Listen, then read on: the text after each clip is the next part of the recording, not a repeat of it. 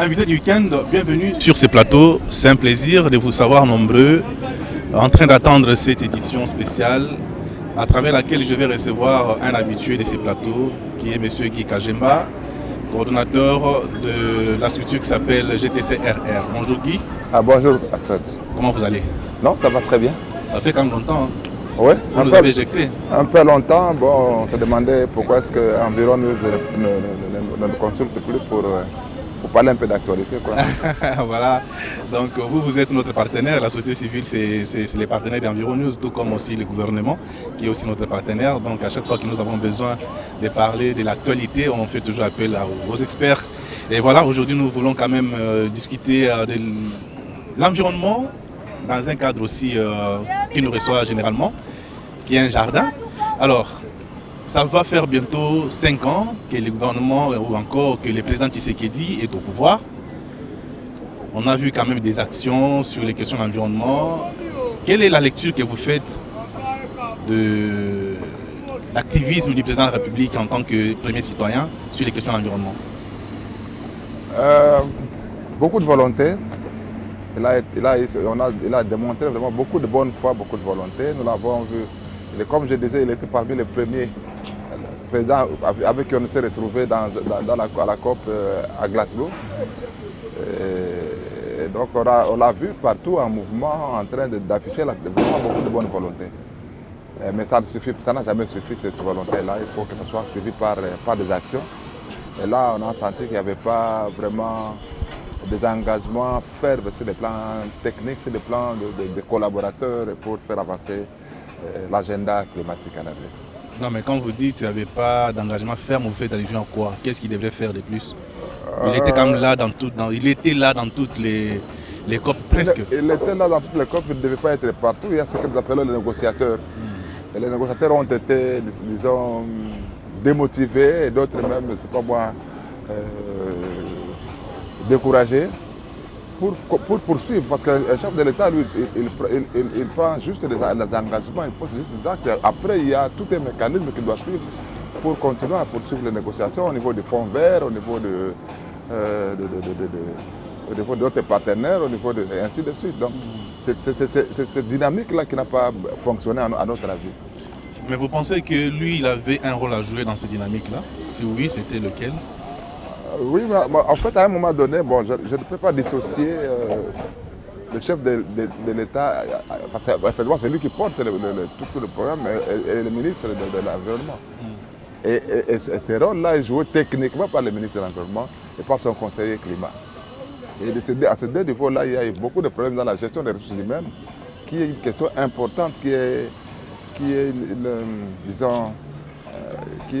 très important pour essayer un peu de mener ces questions-là.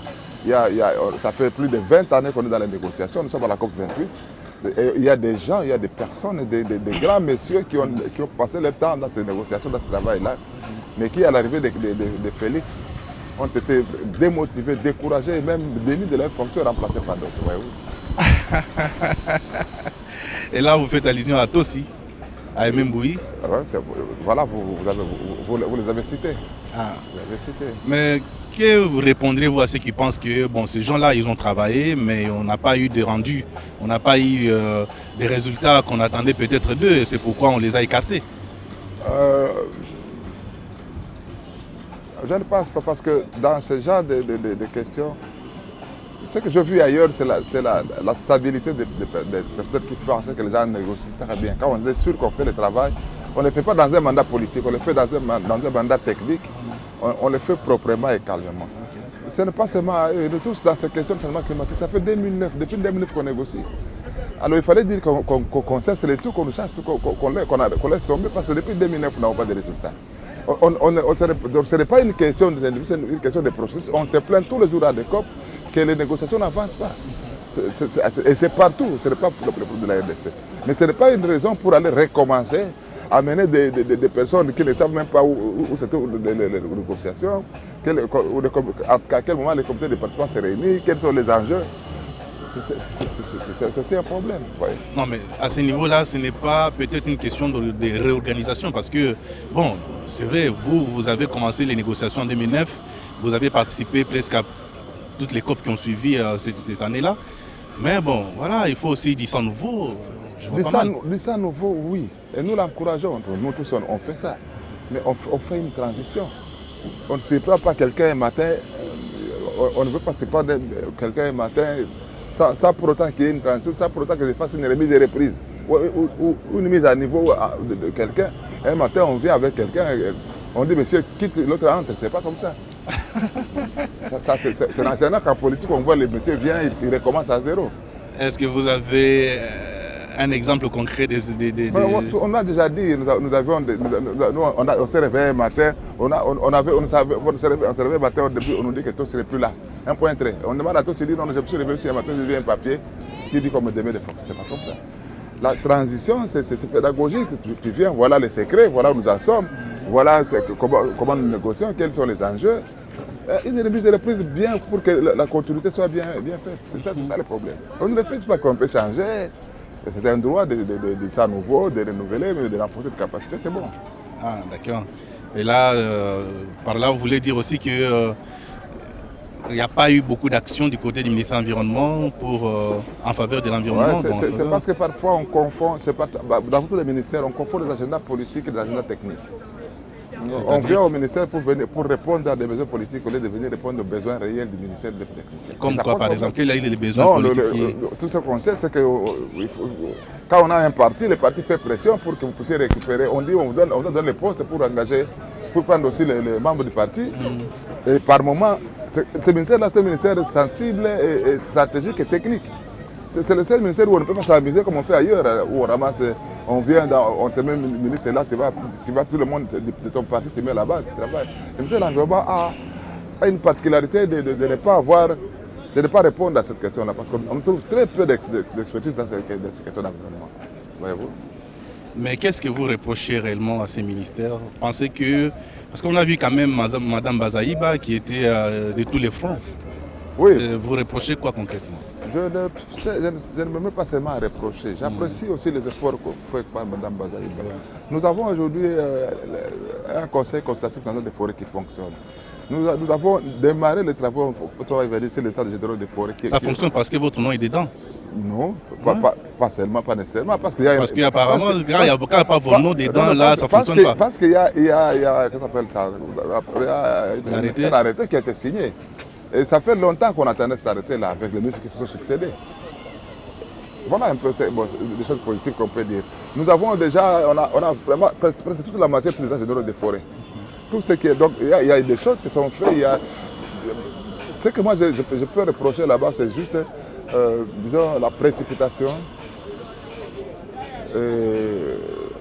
un peu de manque de collaboration qui a fait que on est surpris par moment que des actes pour lesquels on n'a pas été informé, pour lesquels on pouvait contribuer et faire avancer, voyez-vous. Je pense que vous êtes allé plus vite en besogne parce que c'était ma question. Je voudrais savoir quels sont les points positifs que vous pouvez relever aujourd'hui par rapport à l'action ministérielle de Bazaïba et quels sont les points négatifs et de quelle manière ces points négatifs peuvent être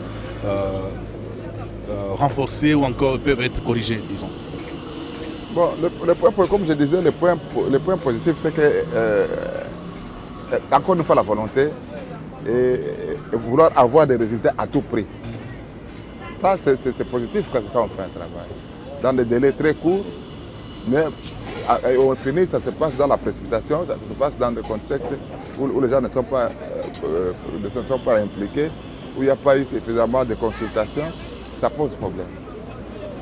Donc, c'est tout ça le vrai problème. Alors, du côté négatif, c'est le fait de penser qu'on peut faire tout sans les autres. Comme je disais, c'est un ministère qui est très sensible, qui a des aspects qui sont différents des autres. Nous parlons ici des forêts. Les forêts, ce n'est pas dans la ville, les forêts, ce n'est pas dans les bureaux climatisés. Les forêts, c'est encore moins dans le ministère. Il y a des forêts, c'est dans les forêts là où vivent les communautés. Alors, tu ne peux pas commencer à prendre les décisions unilatérales en ville, là, tu décides comme ça, sans pour autant penser, être sûr que ceux qui sont concernés, d'une façon ou d'une autre, par ces questions-là, ont été consultés. Ce n'est pas pour dire que c'est eux qui vont, vous allez contre-signer ou diriger les gouvernements avec eux, mais juste les informer de ce qui va se passer, de ce qui se passe. Que ce soit sur les Mais questions... ils ne les font pas, vous pensez que le ministère ne vous informe pas en tant que société civile? Non, mais c'est l'un des ministères qui a le moins communiqué avec la société civile, malheureusement. Dans l'ensemble de toutes les questions par-dessus. Au début, on pensait, on a mis des cadres, on a discuté, on s'est accordé sur des cadres. Et après, on ne sait pas ce qui s'est passé pour que ce ministère fonctionne. Je ne sais pas comment il a compris qu'il peut fonctionner avec ou sans la société civile. Vous voyez? Et aujourd'hui, nous sommes dans ce cadre-là où on n'est pas... C'est un matin, on a un arrêté sur le partage des émissions de carbone. Le soir, on a un arrêté. Je sais pas moi, on met en place un groupe, je sais pas moi, pour la réputation des contrats et des constructions minières, ainsi de suite. Et tout ça, on apprend à la télévision comme tout le monde. Mais apparemment, c'est comme si c'est un problème d'intérêt. Moi, c'est ma lecture des choses. C'est-à-dire que, d'une part, la société civile ne trouve pas ses intérêts considérés. C'est pourquoi vous considérez que tout ce qui est fait n'est pas bon. Ah, la société civile, c'est la population, non? Si la population ne trouve pas l'intérêt, qu'est-ce qui est bon? Non, mais le gouvernement travaille pour la population. Alors, la société civile, c'est quoi? C'est que le gouvernement travaille pour vous. Oui, mais maintenant, si on ne trouve pas d'intérêt, il travaille pour nous. Si tu réponds à la même question. L'intérêt pour nous, c'est que nous continuerons à lutter. Nous serons avec un gouvernement, nous l'avons déjà fait avec Ndoumbe et les autres, où on a appuyé, on a accompagné, et même le mois passé. Toutes ces négociations sont passées pour avoir le financement et tout le reste. Ça s'est passé contre la volonté de la société civile internationale. Mais nous avons dit nous protéger notre gouvernement parce que nous sommes en phase. Tant que le gouvernement met au centre les intérêts des communautés et peuples autochtones, et à travers nous, en nous informant, nous serons très bien, il n'y a pas de souci. Mais quand ces intérêts sont mis à mal... Est-ce que vous êtes sûr que toutes les décisions prises vont à l'encontre des intérêts de la population? Oui, il y a beaucoup de décisions qui ont été prises qui vont à l'encontre de l'intérêt de la population. Je peux citer peut-être un ou deux seulement pour être clair. Quand on a mis la commission sur la réputation des comptes de concession, nous avions saisi l'IGF, nous. On a fait un travail de documentation. On avait constaté qu'il y avait un problème.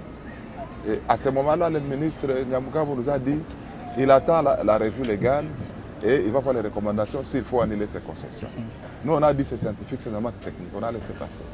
Nous arrivons avec le ministre Bazaïba, on repose le même problème. On met en place une commission, cette fois-là, une commission monocouleur en d'autres termes. Cela pose problème. Pour aller un problème que nous avions posé. Elle est monocouleur parce que vous n'êtes pas là. C'est ça, c'est la logique. Mais il n'y avait pas que vous, il y a aussi les scientifiques, il y a aussi l'administration, il y a la présidence. Ce n'est pas les gens qui sont accusés qui vont aller faire encore une commission pour travailler sur les accusations. Quand on t'accuse de quelque chose, tu vas aller enquêter sur toi-même. Ça n'a pas de sens. Ok, à part ça. C'est le deuxième, le dernier ici, le tout dernier ici qui est sur l'histoire des crédits carbone. Okay. Encore une fois là, on ne voit pas à quel niveau est-ce que les communautés ou les producteurs peuvent interagir dans cette question. Et c'est tout simplement ça. Nous on ne demande rien d'autre que de considérer qu'il y a des communautés qui, dans leur mode de vie, génèrent ce carbone-là et qui doivent être pris en compte. Ouais. Je ne peux pas entrer pour polémiquer très longtemps sur cette question-là de nos relations avec. Nos relations ont été de plus en plus, disons, ont été écornées progressivement.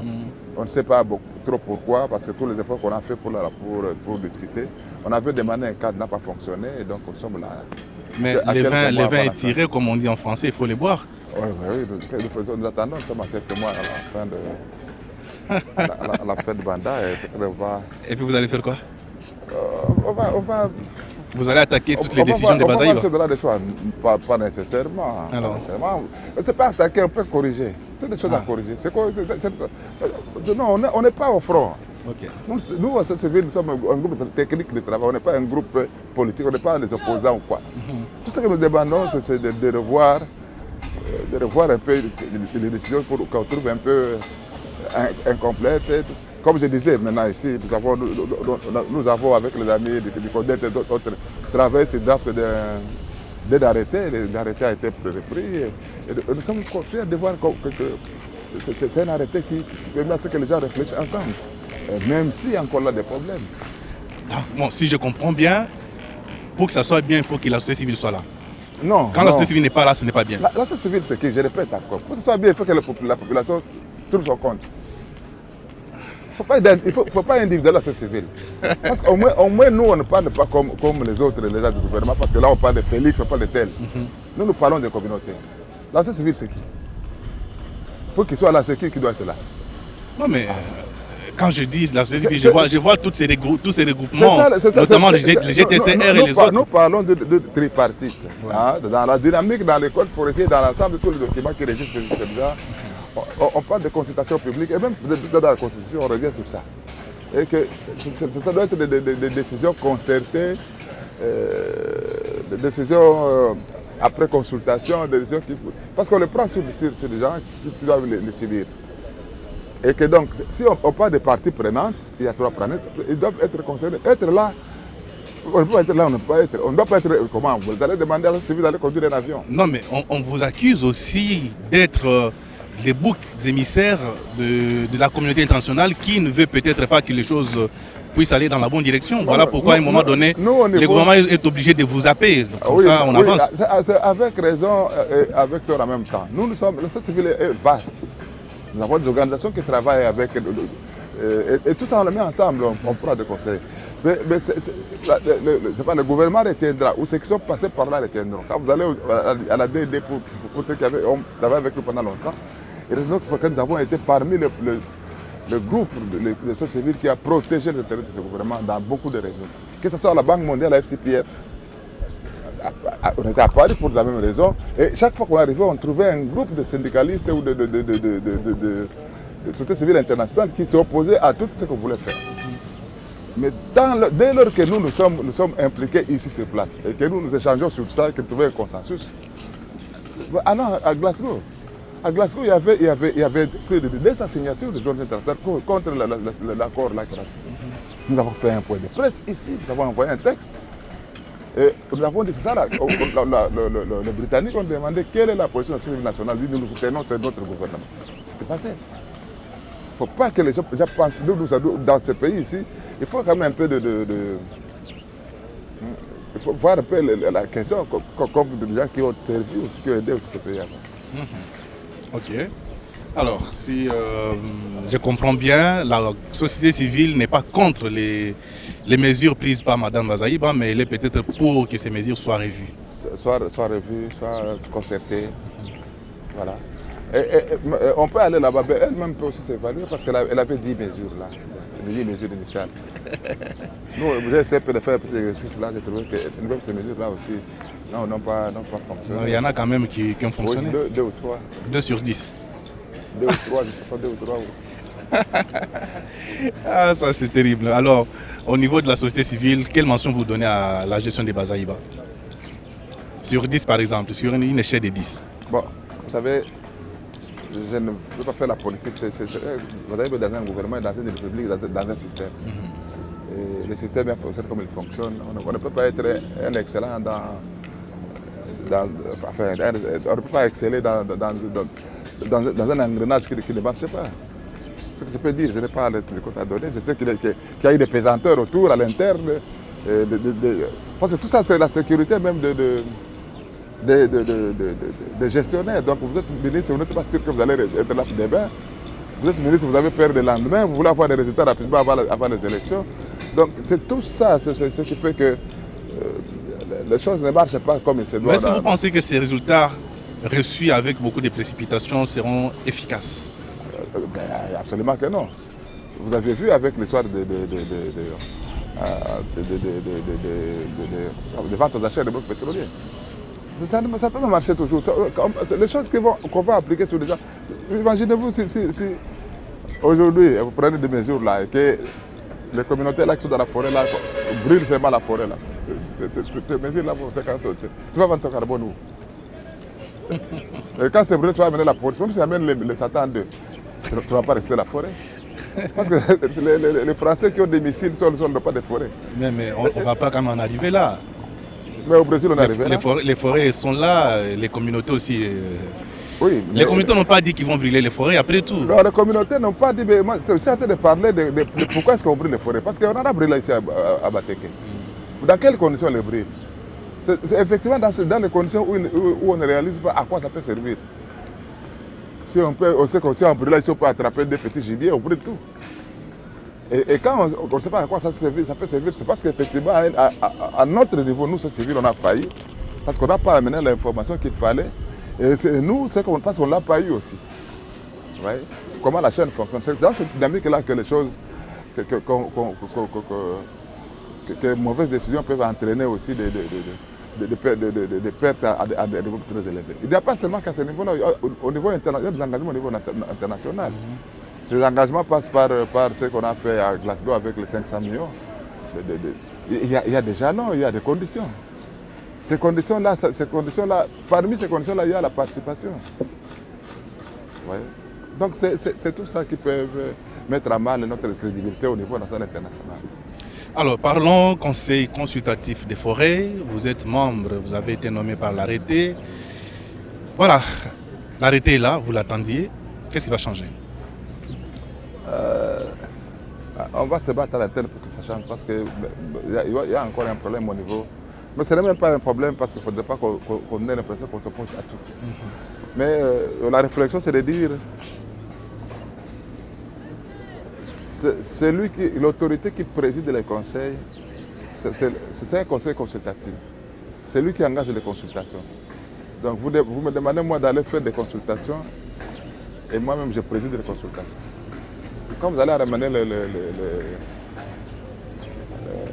recommandations, vous amenez où?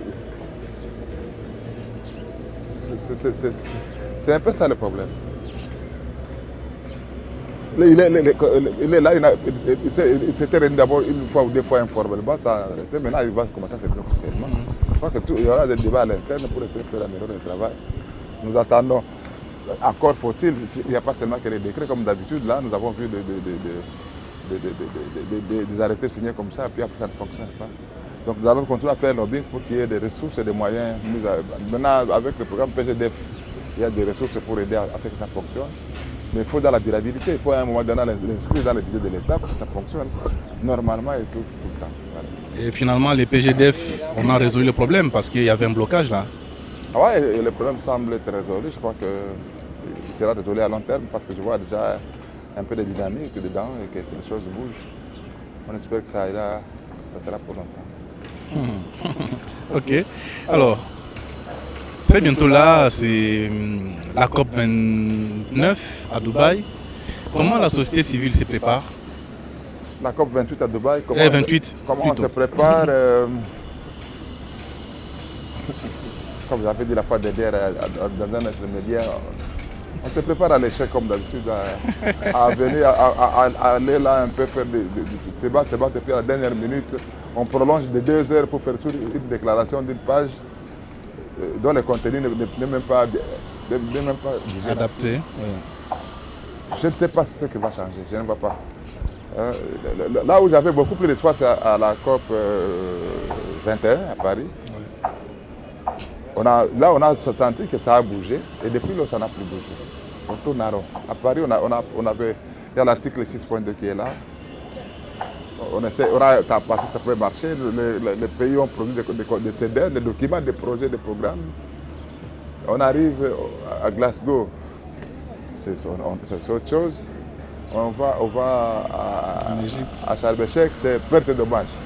On laisse les points 6. Donc, chaque fois qu'on a un... Et cette fois-ci, c'est la transition juste.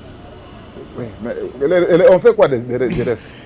On fait quoi des autres résolutions? En classe. En classe, voilà. Donc c'est finalement ça. Moi je me dis, c'est pas si quand est-ce qu'on va se dire, est-ce qu'on peut arrêter on peut revenir sur les décisions antérieures, de les traiter avant la fin de la session et prendre une résolution qui traite la question au lieu de venir chercher d'autres décisions. Mais est-ce qu'au niveau du pays, y a-t-il déjà une préparation à l'interne? Parce que vous savez, nous sommes dans une situation très compliquée. Très compliquée, le pays ici, nous sommes en novembre. Je ne vois pas d'abord au niveau de l'État, au niveau de la République, les gens s'organiser pour préparer quelque chose. Il n'y a pas eu d'organisation consistant, compte tenu du fait que tout le monde a les yeux braqués vers les campagnes électorales. Ouais. Donc ça sera très mal. Mais nous travaillons. Donc, vous savez que nous, la difficulté que nous avons toujours, c'est de savoir on prépare ça avec qui? Parce que les prises en charge sont diversifiées et elles ne viennent pas au même moment, les problèmes ne viennent pas au même moment. Nous supposons que d'ici les 15, on aura une masse critique de participants qui ont déjà leur accréditation, leur visa et leur promesse de prise en charge. Avec eux, ensemble, on se met ensemble, on produit nos dépositions, on se répartit les tâches pour savoir comment on va faire. Mais déjà à ce niveau-là, ça va être du travail partiel, c'est-à-dire c'est la société civile de son côté, le gouvernement de l'autre côté. Oui, parce qu'on avait mis... Mais cela ne vous rend pas efficace en réalité. On fait quoi? Nous, on va exister, même si le gouvernement n'existait pas. Nous, comme on a toujours dit, on a toujours été là. On a eu combien de ministres? Ils sont venus, ils sont partis. Donc, à un moment donné, on ne peut pas faire quelque chose parce que le gouvernement ne veut pas, ou ne bouge pas. Et on a mis sur place le Task Force COP28 ici. Moi, je ne sais pas une présomption, mais je suis sûr que pendant cette période-là, à partir du 20 novembre, là, les politiques seront agités. Quand on réalise qu'on a, c'est pas 24 000 candidats, je doute très fort que tous les cabinets de tous les présidents ne sont pas des candidats. Ah, je doute très fort. C'est possible qu'on n'ait même pas le gouvernement là-bas. Voilà. Ou alors, parce que Mme Bazaïba elle-même elle est candidate. Ouais. Son cabinet, tout de son cabinet sont des candidats. Il peut faire l'aller-retour Bassoko. Ok. Dubaï, Bassoko rentre. Tu vois un peu. Donc, c'est vraiment un moment très compliqué et très agité, on ne sait pas. Est-ce que la République va perdre? Donc, en principe, c'est là où je revenais encore, on n'a pas parlé trop, c'est là où je revenais sur la stabilité des ressources humaines. En principe, ça ne devrait pas être géré au niveau politique, ces questions. C'est vraiment, c'est dit qu'on parle de chef d'État. Qu'est-ce que les chefs d'État font? Ils viennent, ils ouvrent, ils participent, mais ils laissent les équipes, ils laissent les techniciens, les experts travailler. Ouais. Si tel était le cas ici aujourd'hui, on n'aurait pas ce problème-là. Mais maintenant, ce n'est pas le cas. Nous verrons des bassins du Congo ici. C'est tout le cabinet qui est là. C'est le ministre. Donc, elle est là tout. Et pourtant, le cabinet, après le mandat, le cabinet part. Elle part avec tout. Et l'endossement qui va le faire, on ne sait pas. C'est tout ça le problème. Comment est-ce qu'on fait la continuité? Nous, on ne sait pas tout archiver. On archive. Mais ça, ce n'est pas aussi la faiblesse de la société civile.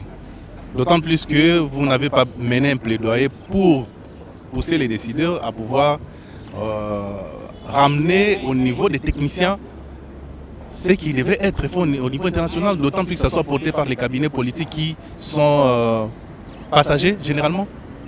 C'est ce que je disais, nous on est toujours disposés, on est toujours là pour relayer ou pour donner notre propos. Et nous avons cherché des audiences avec la ministre. Au début, 2 ou 3 audiences forcées. Et on s'est entendu qu'on aura le temps de dialoguer régulièrement sur les questions de la gestion de ces choses. On ne savait pas qu'il y avait la donne agenda politique. Nous, on pensait que c'est technique. Okay. À un moment donné, il y a rupture de communication. Nous faisons quoi?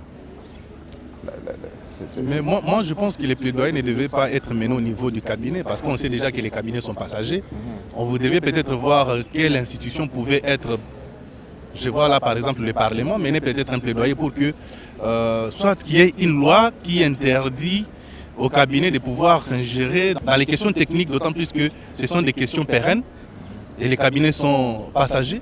Je ne sais pas, peut-être à ce niveau-là, ça ne vous inspire pas? Oui, ça m'inspire, mais je me dis que c'est bon, nous, pour ne pas donner l'impression qu'on fout les deux partout, nous sommes restés un groupe de travail Climat-RED, un groupe technique de travail Climat-RED.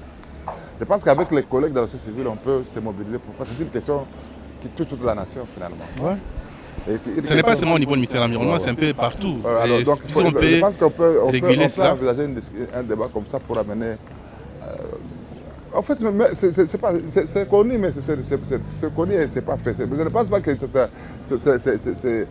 Le secrétariat général oui. Ou les secrétariats généraux sont les organes techniques pérennes, les archivistes des ministères. Ouais. C'est eux qui doivent, en principe et normalement, C'est ça ce que je pense qui est direct. Mais seulement on ne paye pas ça parce que, voilà. Donc c'est un problème, ce n'est pas un problème de chercher à faire un problème, à dénoncer, quand on a dénoncé, peut-être ça peut s'arrêter à un moment donné pour laisser mes libres techniciens qu'ils fassent leur travail. Quelqu'un, secrétaire général, je me trouve des vieux papas là qui a 40, 50 ans là-bas, ils maîtrisent tous les dossiers. Mais généralement, ils sont mis de côté. Et oui, quand le ministre vient, il dit non, c'est comme ce sont des tout est géré par les cabinets. Ah, bon, voilà. C'est compliqué. C'est compliqué.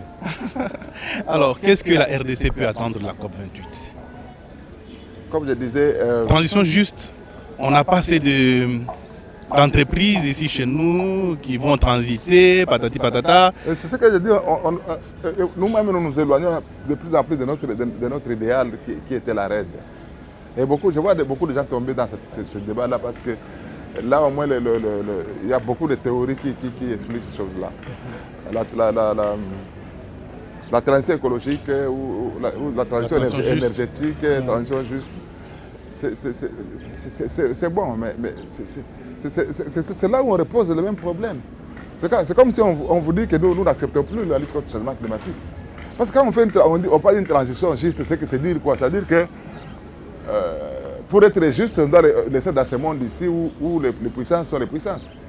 Qui est celui-là qui va dire que moi je vais d'abord arrêter de fabriquer des Satan 2 pour voir si dans 10 ans j'aurai un Satan 2 qui va fonctionner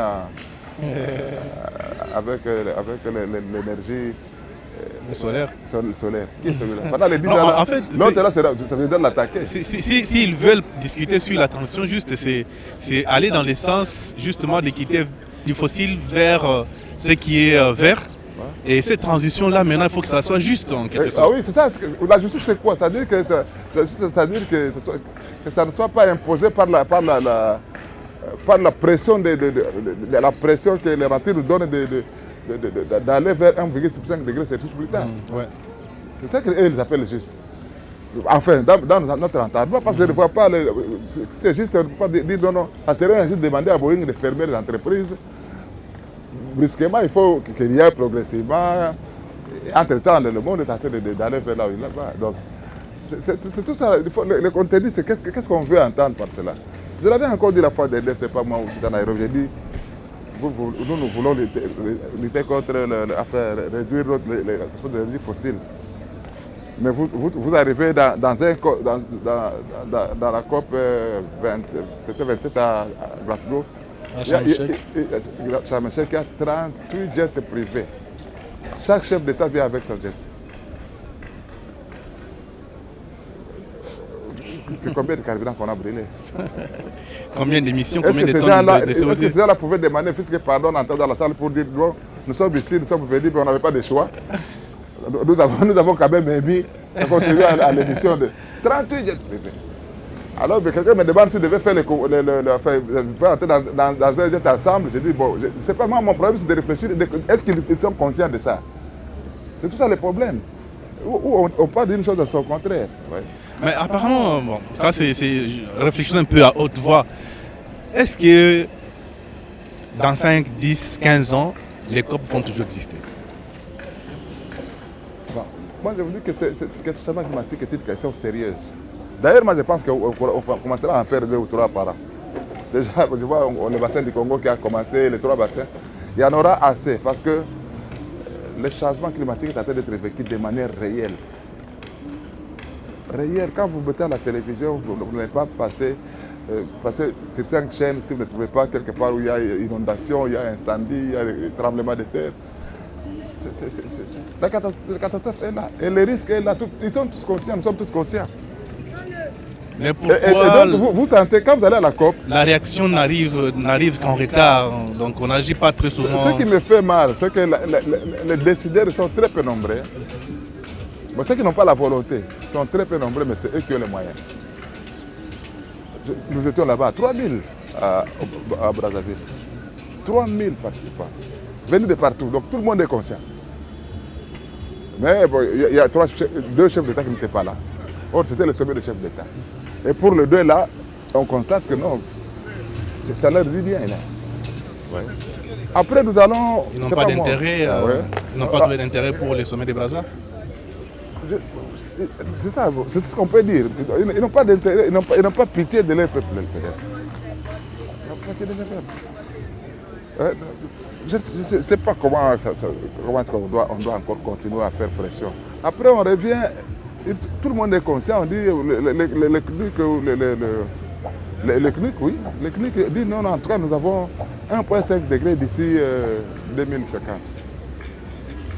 Tout le monde est conscient, tout le monde le dit. Nous devons changer notre façon de consommer de l'énergie. Nous devons. Après, on dit non. Dans l'entretemps, il faut appuyer les pays forestiers pour qu'ils puissent aider à continuer à faire l'équilibre des gaz à effet de serre, de manière à ce que ce que nous émettons ne puisse qu'être équilibré. Ok, combien c'est 1 milliard, c'est pas 100 milliards. Oui, 100 milliards. 100 milliards.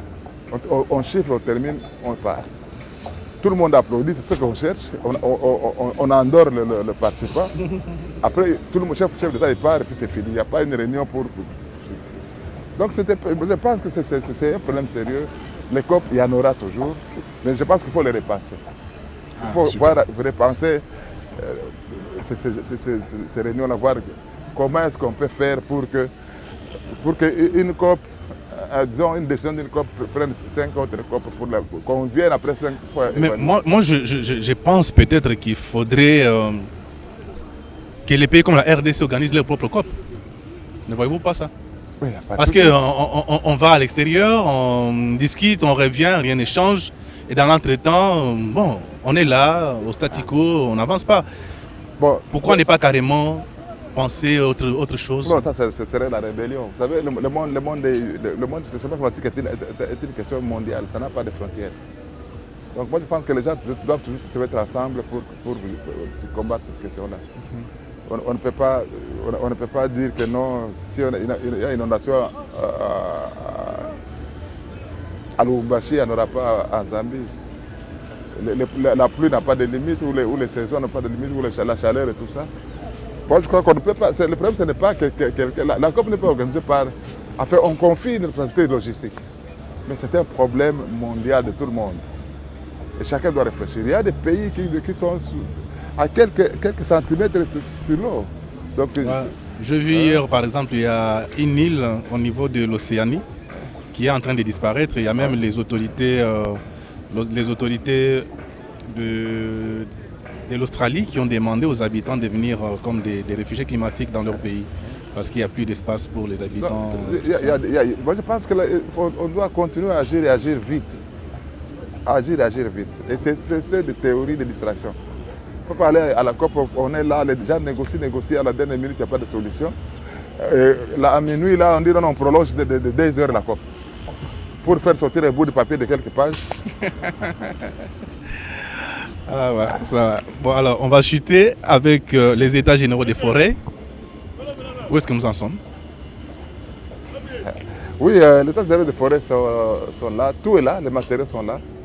Nous avons travaillé de manière inclusive, participative avec... Au moins cette fois-ci, vous avez été consulté? Oui, c'est parce que... Et là, vous êtes d'accord que ça marche bien? Donc, on sait pourquoi. Ça, c'est la volonté de tous les partenaires. Okay. Il n'y a aucun partenaire qui accepte de donner au gouvernement de l'argent pour l'activité s'il ne trouve pas que c'est inclusif participatif.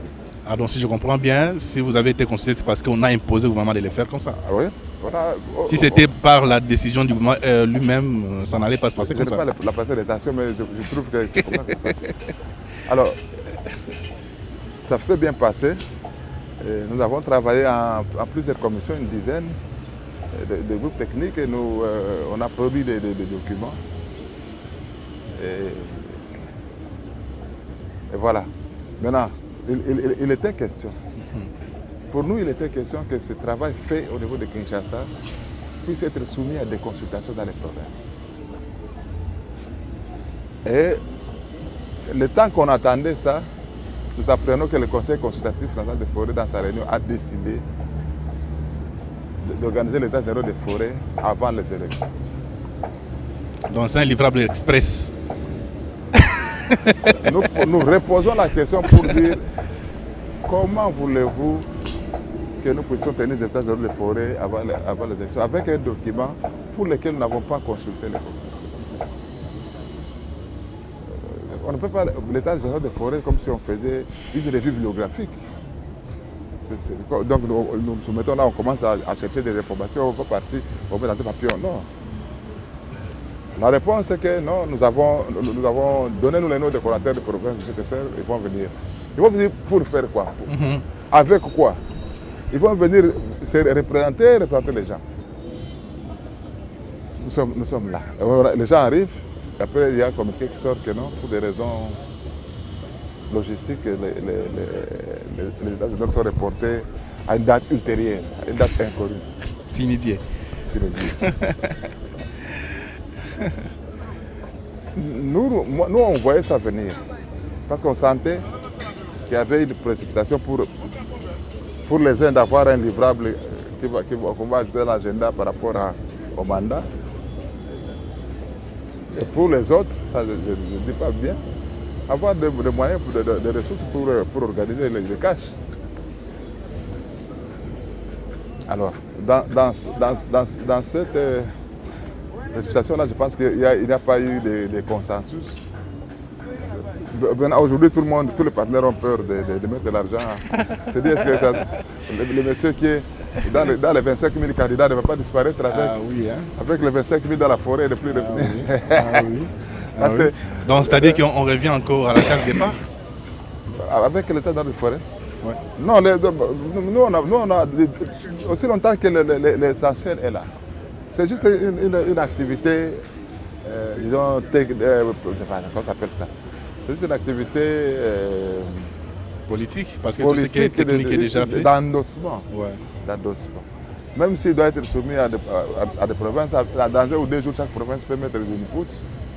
Et c'est donc, ça avance. Je n'ai pas la pénalité d'ailleurs pour avoir fait avancer ce travail-là, pour avoir permis aux partenaires financiers, avoir bien négocié avec les partenaires financiers, GIZ et les autres pour accompagner. Et je crois que... Mais qu'est-ce qui reçoit un peu de manière globale de toute cette analyse? Il y a beaucoup de choses. Les forêts de la RDC, c'est beaucoup de choses. Beaucoup de choses. L'état général des forêts, c'est qu'on constate comment fonctionne, comment gérer ces forêts, l'administration, l'exploitation industrielle, la gouvernance elle-même, les bases juridiques. On voit un peu ce qu'il y a comme base juridique, les lacunes qu'il y a, qu'est-ce qu'il y a à compléter. Vous voyez l'arrêt par exemple qui n'est pas encore dans notre arsenal juridique, les tourbières qui ne sont pas clairement identifiées.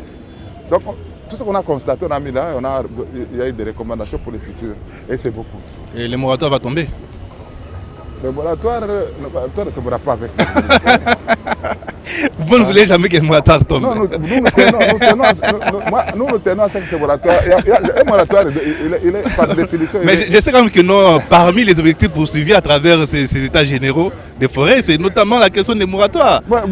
Mais il faut que ça tombe. Pourquoi ça doit continuer? Ça doit tomber si on termine. Maintenant, on est en train de faire un travail sur le capital agricole. Ouais. Si on finalisait le travail sur l'état général des forêts, et nous avons dit que nous avons un problème de programmation géographique, tout simplement. C'est-à-dire une cartographie, tout simplement. C'est tout. Ouais. Si on le fait dans 1 mois, dans 2 jours, et quand on revient chez le gouvernement, il dit que ça coûte beaucoup de millions d'argent. Et dans le portefeuille de Fonarel, c'était programmé à être appuyé. Mais c'est comme on veut le lever sans ça, on sent qu'il y a... Parce que ça va revenir sur l'inventaire, sur les questions que nous sommes en comment ça s'appelle, l'étude de l'Union européenne là, sur les concessions de forêt là. Ouais. La révision des contrats.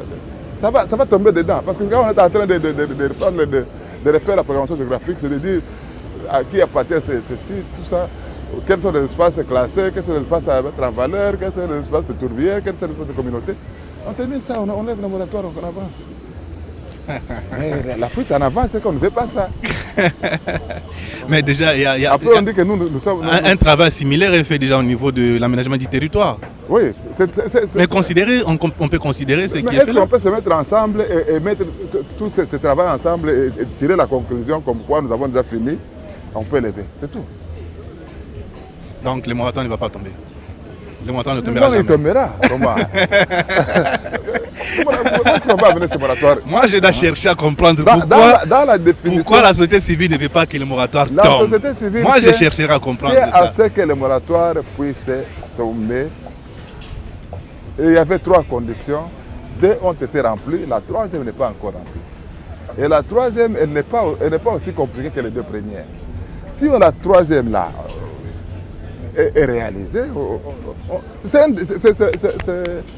vous appelez ça? C'est un arrêté. Mais parce que vous savez que... D'abord un décret interministériel qui a mis... Parce que vous savez que le gouvernement n'est pas prêt à donner cet argent, voilà, vous en tenez à ça. Il y a un décret interministériel qui met en place l'arrêté. Il donne 3 conditions.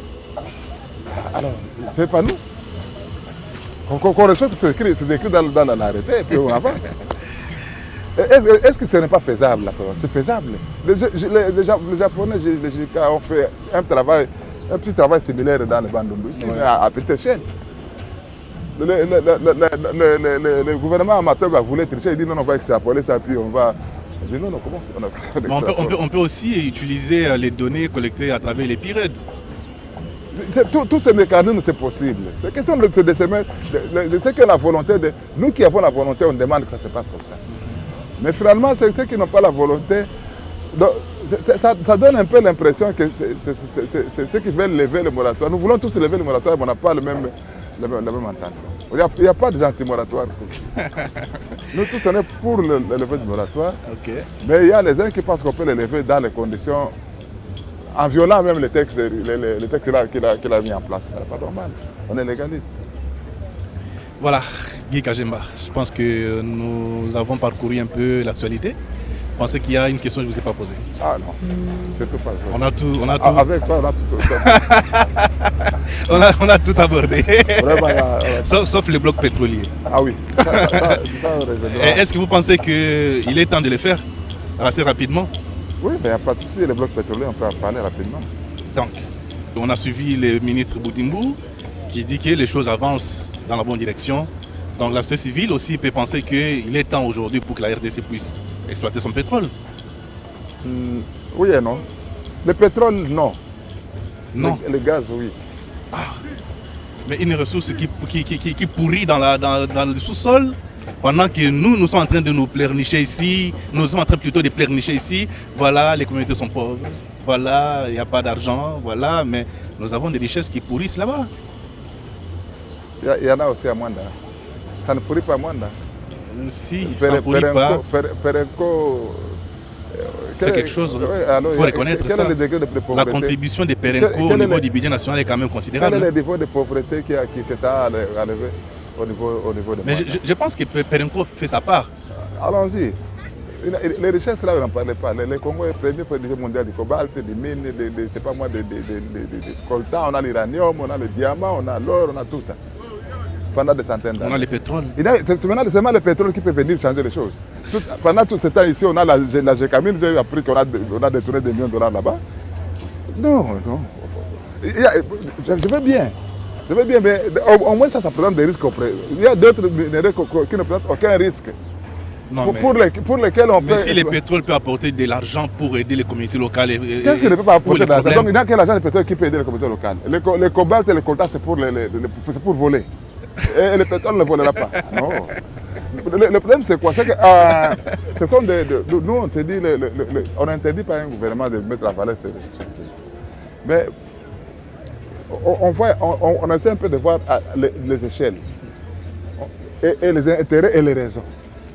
Est-ce que vraiment, aujourd'hui, si c'était ça, en tout cas, je pense qu'au Katanga, on ne serait pas là où on est aujourd'hui, on n'aurait pas la pauvreté qu'on a aujourd'hui. Mais pourquoi vous ne voulez pas? C'est quoi? C'est la question de gouvernance? Non, ou bien c'est la question des pollutions? Non, c'est les deux. Vous voyez que la gouvernance, la pollution zéro n'existe pas, c'est ça, non? On peut toujours se dire qu'on a quand même des pollués.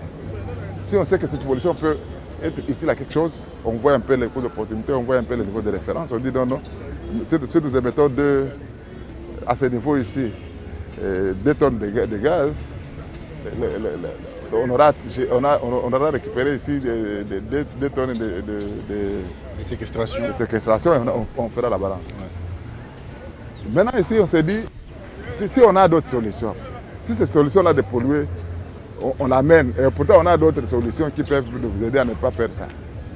Pourquoi d'abord ne pas développer ça? Vous voyez? Ça, c'est la première chose. La deuxième chose, c'est que c'est une question, peut-être on pouvait s'accorder si on s'était entendu. Encore une fois, les problèmes de transparence et de participation publique et de consultation. Mais les appels d'offres étaient transparentes. Non. Comment ça? Nous, on n'a pas demandé de faire des appels. Ce n'est pas parce que. Non, ce n'est pas ce qui était important pour nous. Pour nous, c'est la géolocalisation des espaces qui devait être transparent. Parce qu'il y a des communautés qui sont là-bas, il y a des engagements, peut-être il y a des. Mais la carte a été publiée. La carte des Moi, j'ai blocs. 3 cartes. La première carte, là, il y a tout, même les églises sont dedans. La deuxième, on fait des. Non. Chaque fois qu'il y a une critique de Greenpeace, on change la carte. Ce n'est pas vrai. Non, mais moi je pense. Et donc nous on ne peut pas interdire à un gouvernement et un pays d'exploiter ses ressources. Mais on en a trop et ces ressources. Apparemment, c'est toute la guerre qu'on a à l'Est, c'est à cause des ressources. Ouais. Alors on ne doit pas continuer à en ajouter si les peu qu'on a nous amènent des malheurs. Ça va servir Mais à quoi? ce n'est pas aussi pour cela qu'on ne va pas exploiter nos ressources parce qu'on a des Les valeurs ressources, qui viennent.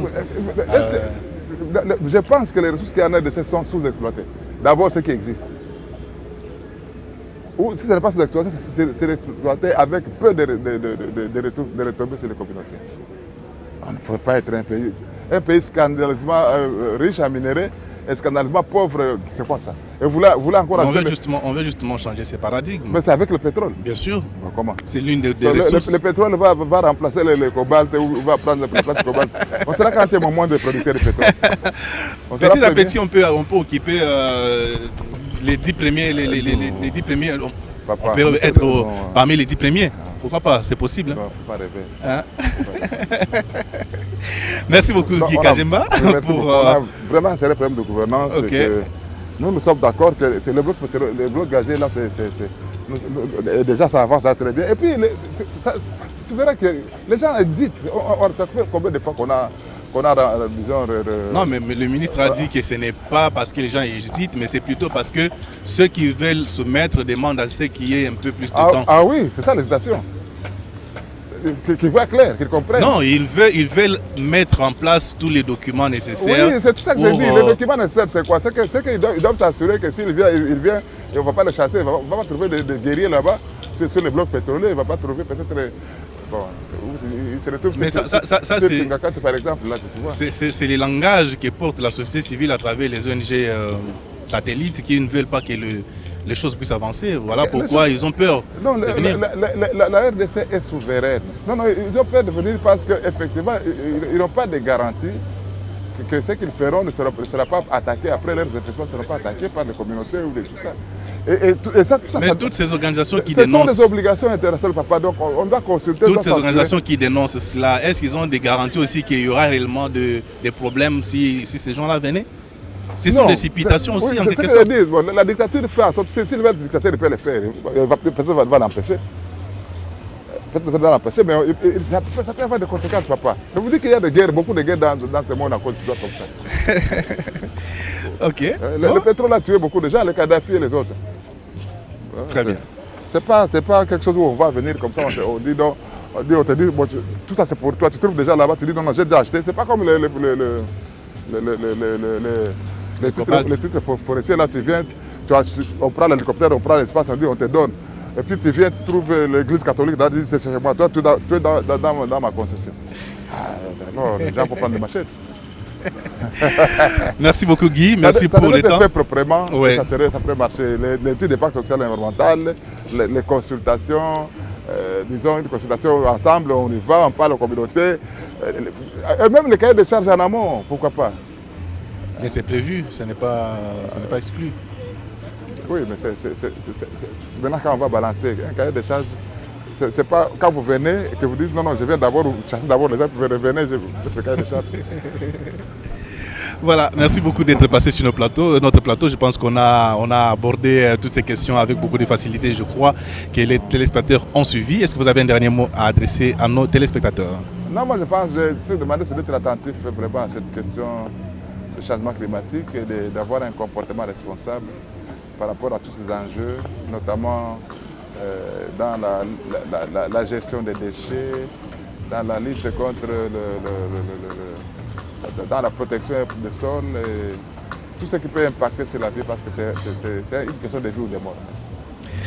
Je vous dis aussi merci pour avoir suivi cette émission. Je vous fixe rendez-vous le samedi prochain avec un nouvel invité. D'ici là, portez-vous bien et à la prochaine.